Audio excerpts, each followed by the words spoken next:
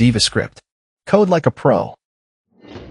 Hello guys, welcome to DivaScript। आज की इस वीडियो में हम देखेंगे कंडीशनल स्टेटमेंट्स इन जावा। अगर आपने पिछली वीडियोस नहीं देखी तो आप डिस्क्रिप्शन में जो लिंक है उस पर जाके पहले पिछली वीडियोस देखिए। तो चलिए स्टार्ट करते हैं आज के इस वीडियो से। तो कंडीशनल स्टेटमेंट्स क्या है? जब हम प्रोग्रामिंग कर रहे होते हैं तो कई बार हमें डिसीजंस लेने पड़ते हैं। लेट्स से अगर ये कंडीशन ट्रू है तो ये काम करो, वरना कोई दूसरा काम करो। तो ऐसी सिचुएशंस के लिए हमें कंडीशनल स्टेटमेंट्स दी गई है। अब जावा में हमारे पास 4 तरह की कंडीशनल स्टेटमेंट्स हैं।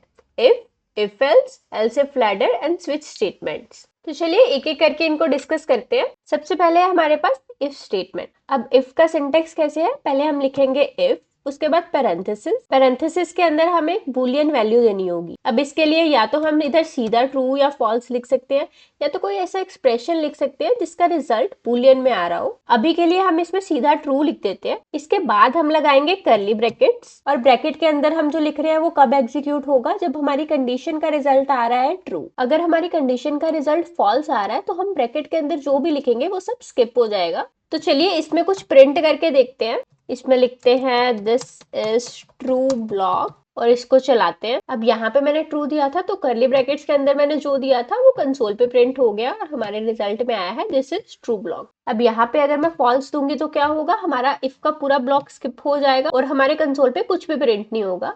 तो चलिए इसको भी चला के देख लेते हैं, और यहाँ पे हमारे कंसोल पे कुछ भी प्रिंट नहीं होगा। अब हम एक वेरिएबल लेते हैं इंट एज और उसमें स्टोर करते हैं 19। अब अपनी कंडीशन में हम लिखते हैं इफ एज ग्रेटर देन और इक्वल टू 18। उस केस में हमारे पास क्या प्रिंट होना चाहिए? You are eligible to vote. चलिए इसको भी चला के देख लेते हैं।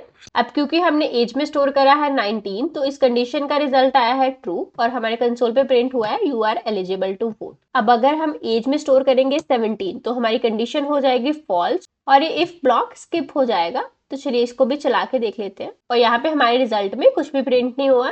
अब अगर हम अपने इफ ब्लॉक के अंदर सिर्फ एक स्टेटमेंट लिख रहे हैं, जैसे कि इस केस में हमने सिर्फ एक एस आउट स्टेटमेंट लिखी है अपने ब्लॉक के अंदर, उस केस में हम सीधा ऐसे बिना ब्रैकेट्स के कोड लिख सकते हैं। बट अगर हमारे इफ ब्लॉक के अंदर एक से ज्यादा स्टेटमेंट्स है तो उस केस में ब्रैकेट्स लगाना मैंडेटरी हो जाता है। एक से ज्यादा स्टेटमेंट्स के केस में अगर आप ब्रैकेट स्किप करोगे तो ऐसा कुछ एरर नहीं आएगा, बट सिर्फ फर्स्ट लाइन इफ ब्लॉक के अंडर कंसीडर की जाएगी और बाकी की लाइंस नॉर्मली एग्जीक्यूट होंगी, चाहे हमारी कंडीशन ट्रू है या फॉल्स, क्योंकि बाकी की लाइन इफ के अंडर कंसीडर नहीं की जाएंगी। तो चलिए इसकी भी एक एग्जांपल देख लेते हैं। यहाँ पे मैं लिख रही हूँ हेलो वर्ल्ड और इसके रिजल्ट में आप देख सकते हो हमारी कंडीशन थी फॉल्स, तो फर्स्ट लाइन की गई है स्किप, बट ये नेक्स्ट लाइन नॉर्मली एग्जीक्यूट कर रही है क्योंकि ये इफ स्टेटमेंट का पार्ट ही नहीं है। और अगर इन दोनों स्टेटमेंट्स को हम ब्रैकेट्स के अंदर लिखेंगे तो ये दोनों स्टेटमेंट स्किप हो जाएंगी और यहाँ पे हमारे रिजल्ट में कुछ भी प्रिंट नहीं हुआ। नेक्स्ट हम देखते हैं इफ एल्स। तो इफ एल्स क्या है? यहाँ पे हमारी कंडीशन हो रही थी फॉल्स, तो हमारे कंसोल पे कुछ भी प्रिंट नहीं हो रहा था। बट अगर हम चाहते हैं कि जब हमारी कंडीशन फॉल्स हो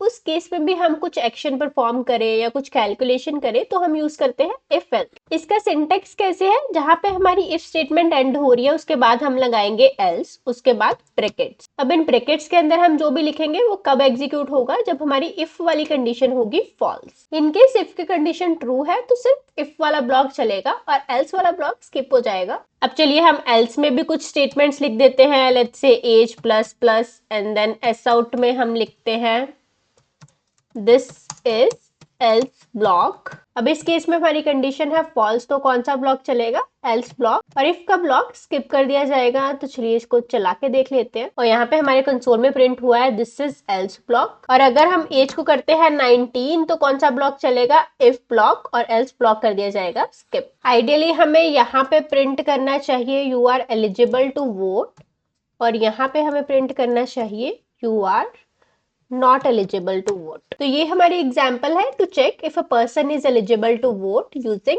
इफ एल्स स्टेटमेंट। तो अगर आपको याद होगा तो हमने ऑपरेटर्स वाली वीडियो में डिस्कस करा था टर्नरी ऑपरेटर्स को, और टर्नरी ऑपरेटर्स भी काफी सिमिलर वर्क कर रहे थे, राइट? उसमें पहले हम एक कंडीशन लिखते थे और अगर वो कंडीशन ट्रू होती थी तो क्वेश्चन मार्क के बाद वाली स्टेटमेंट एग्जीक्यूट होती थी, और अगर कंडीशन फॉल्स होती थी तो कॉलन के बाद वाली स्टेटमेंट एग्जीक्यूट होती थी। तो इसका मतलब है टर्नरी ऑपरेटर को भी हम as a conditional statement use करते हैं, और टर्नरी ऑपरेटर से हमारा कोड काफी कंसाइज हो जाता है। अगर हम सेम एग्जांपल को टर्नरी ऑपरेटर के साथ ट्राई करें तो कैसे आएगा? इसके लिए हम लिखेंगे एस आउट और उसके अंदर टर्नरी ऑपरेटर का यूज करेंगे। सबसे पहले हम कंडीशन में लिखेंगे age greater than equal to 18। उसके बाद क्वेश्चन मार्क के बाद हम लिखेंगे you are eligible to vote, और कॉलन के बाद हम लिखेंगे you are not eligible to vote. अब टर्नरी ऑपरेटर के केस में देख सकते हो एक ही लाइन में हमने अपना पूरा कोड लिख दिया। तो टर्नरी ऑपरेटर कोड को काफी कंसाइज बना देता है। ऑल्दो रीडेबिलिटी के पॉइंट ऑफ व्यू से देखें तो इफ एल्स का कोड ज्यादा रीडेबल लग रहा है। तो आप अपनी रिक्वायरमेंट के हिसाब से इन दोनों में से कोई भी यूज कर सकते हो। अब जैसे हमने टर्नरी ऑपरेटर की नेस्टिंग भी देखी थी, सिमिलरली हम इफ एल्स की भी नेस्टिंग कर सकते हैं। यानी इफ या एल्स के अंदर एक और इफ एल्स, उसके अंदर एक और इफ एल्स, और नेस्टिंग करने की हमारे पास कोई लिमिट नहीं है। इसकी एक एग्जांपल ट्राई करते हैं। हम अपने इफ ब्लॉक के अंदर एक और इफ स्टेटमेंट लगाते हैं और इसमें लिखते हैं एज ग्रेटर देन 30, और इस केस में हम प्रिंट करते हैं यू आर ओवर 30, और इसके बाद एल स्टेटमेंट लगाते हैं और इसमें ऐसा आउट करवाते हैं यू आर अंडर 30। तो सबसे पहले ये बाहर वाले इफ की कंडीशन चेक होगी। अगर ये ट्रू होगी तो इसके बाद ये नेस्टेड इफ वाली स्टेटमेंट चेक होगी। अगर इसका रिजल्ट फॉल्स आएगा तो इसके कॉरेस्पॉन्डिंग जो एल्स ब्लॉक है वो एग्जीक्यूट होगा। तो इस केस में ये कंडीशन है फॉल्स, तो हमारा नेस्टेड वाला एल्स ब्लॉक एग्जीक्यूट होगा। अभी के लिए इसको कर देते हैं कॉमेंट और इसको चला के देखते हैं। और यहाँ पे आप देख सकते हो कंसोल में आया है यू आर अंडर 30। अब इस केस में तो मैंने इफ के अंदर ही नेस्टिंग करी है, बट ये नेस्टिंग आप इफ एल्स दोनों में कर सकते हो। नेक्स्ट हम देखते हैं एल्स इफ लैडर। तो एल्स इफ लैडर का यूज हम कब करते हैं? जब हमें मल्टीपल कंडीशंस चेक करनी हो। इसकी एक एग्जांपल देखते हैं। यहाँ पे हम लेते हैं एक वेरिएबल इंट मार्क्स, और मार्क्स के बेसिस पे डिसाइड होगा कि किसी स्टूडेंट का क्या ग्रेड आया है। लेट्स से इफ में हम लिखते हैं marks greater than equal to 90। उस केस में ग्रेड होगा ए। यहाँ पे हम मार्क्स को इनिशियलाइज भी कर लेते हैं। इसके बाद अलग अलग ग्रेड्स चेक करने के लिए हम अलग अलग कंडीशंस लगाएंगे, और इसके लिए हम यूज करेंगे एल्स इफ लैडर। इसके लिए हम लिखते हैं else if marks greater then 80 and marks less than 90। उस केस में हमारा ग्रेड होगा बी। नेक्स्ट एल्स इफ में लगाते हैं marks greater than equal to 70 and less than 80। उस केस में हमारा ग्रेड होगा सी। और लास्ट में हम एक एल्स कंडीशन लगा देते हैं। अगर ये कोई भी कंडीशन सेटिस्फाई नहीं होगी तो उस केस में हमारा एल्स ब्लॉक चलेगा, और इसमें हम लिखते हैं ग्रेड डी। हालांकि लास्ट में एल्स लगाना ऑप्शनल है, अगर आप इसको स्किप भी कर दोगे फिर भी आपका कोड सही से चलेगा। बट अगर आप चाहते हो कि जब कोई भी कंडीशन सेटिस्फाई नहीं हो रही उस केस में भी कुछ ना कुछ एक्शन परफॉर्म हो, उस केस में आप लास्ट में एल्स लगा सकते हो। और एल्स इफ लैडर के केस में क्या होता है, जिस भी कंडीशन पे उसको ट्रू मिल जाएगा वो वाला ब्लॉक एग्जीक्यूट हो जाएगा और उसके बाद की कंडीशन चेक भी नहीं की जाएंगी। अगर यहाँ पे हमारी फर्स्ट कंडीशन ही ट्रू होती तो इसके कॉरेस्पॉन्डिंग स्टेटमेंट्स एग्जीक्यूट होती और बाकी के कंडीशंस को ऐसे ही स्किप कर दिया जाएगा। तो चलिए इसको भी चला के देख लेते हैं। तो यहाँ पे मार्क्स में है 76, तो ये थर्ड वाली कंडीशन सेटिस्फाई हुई है और कंसोल पे प्रिंट हुआ है ग्रेड सी। अब नेक्स्ट हम देखते हैं स्विच स्टेटमेंट। अब स्विच का यूज हम कब करते हैं? जब हमें एक ही वेरिएबल को मल्टीपल पॉसिबल वैल्यूज के लिए चेक करना होता है। चलिए स्विच की भी एक एग्जांपल देख लेते हैं। इसके लिए एक वेरिएबल लेते हैं डे और उसमें अभी के लिए स्टोर करते हैं 2। अब स्विच स्टेटमेंट यूज करने का सिंटेक्स क्या है? सबसे पहले हम लिखेंगे स्विच, उसके बाद ब्रैकेट में हम वो वेरिएबल लिखेंगे जिसकी हमें वैल्यू चेक करनी है, जो कि इस केस में है डे। उसके बाद हम लगाएंगे कर्ली ब्रैकेट्स। अब कंडीशंस चेक करने के लिए हम लिखेंगे केस और उसके बाद हमारी कंडीशन। अगर हम यहाँ पे लिखेंगे 1 तो अगर डे की वैल्यू होगी 1 तो ये वाला ब्लॉक एग्जीक्यूट होगा। यहाँ पे हम प्रिंट कर देते हैं मंडे। नेक्स्ट एक और केस बनाते हैं जिसमें वैल्यू देते हैं 2 और इसमें ऐसा आउट करते हैं ट्यूसडे। एक और केस बनाते हैं 3 और इसमें ऐसा आउट करते हैं वेंसडे। अब जैसे एल्स इफ लैडर के केस में हम लास्ट में एल्स स्टेटमेंट देते थे जो कि एग्जीक्यूट होती थी जब कोई भी कंडीशन ट्रू नहीं होती थी, राइट?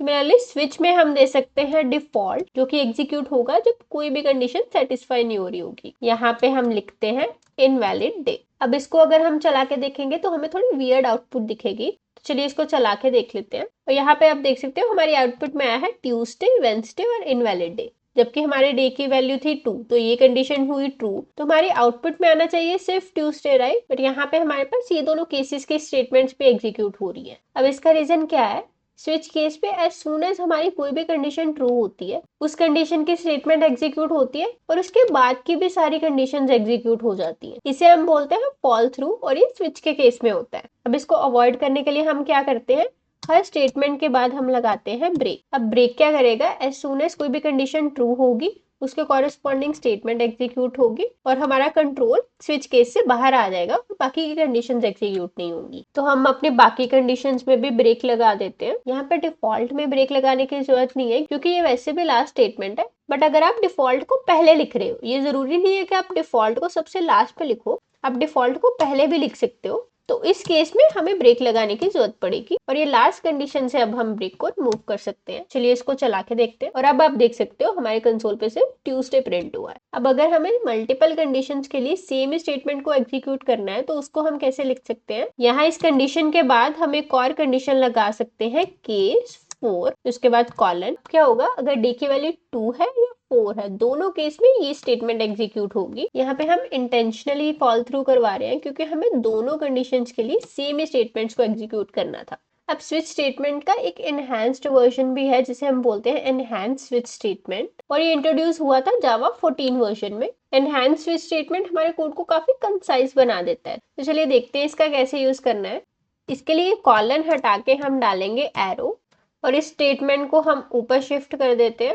और यहाँ पे आप देख सकते हो ब्रेक में एरर आ रहा है क्योंकि एनहांस स्विच स्टेटमेंट में हमें ब्रेक लगाने की भी जरूरत नहीं है और इसमें फॉल थ्रू भी नहीं होगा। और मल्टीपल केसेस को हम कैसे लिखेंगे, 2,4, इसके बाद लगाते हैं एरो, इसको कर देते हैं रिमूव, इसको ऊपर शिफ्ट कर देते हैं एंड ये ब्रेक भी रिमूव हो जाएगा। सिमिलरली यहाँ पे भी एरो लगा देते हैं, ये ब्रेक रिमूव कर देते हैं एंड ये लास्ट वाली कंडीशन में भी एरो लगा देते हैं। तो यहाँ पे आप देख सकते हो एनहांस स्विच स्टेटमेंट से काफी कंसाइज बन चुका है हमारा कोड और यहाँ पे हमें हर स्टेटमेंट के बाद ब्रेक लगाने की भी जरूरत नहीं पड़ रही। तो ये थी conditional statements in Java. Next video से हम लूप्स का कॉन्सेप्ट स्टार्ट करेंगे। अगर आपको ये वीडियो पसंद आई हो तो लाइक कीजिए, कुछ डाउट हो तो कमेंट कीजिए, अपने दोस्तों के साथ शेयर कीजिए और चैनल को सब्सक्राइब कीजिए। Thank you for watching, see you in the next video. तब तक के लिए कीप कोडिंग, कीप लर्निंग।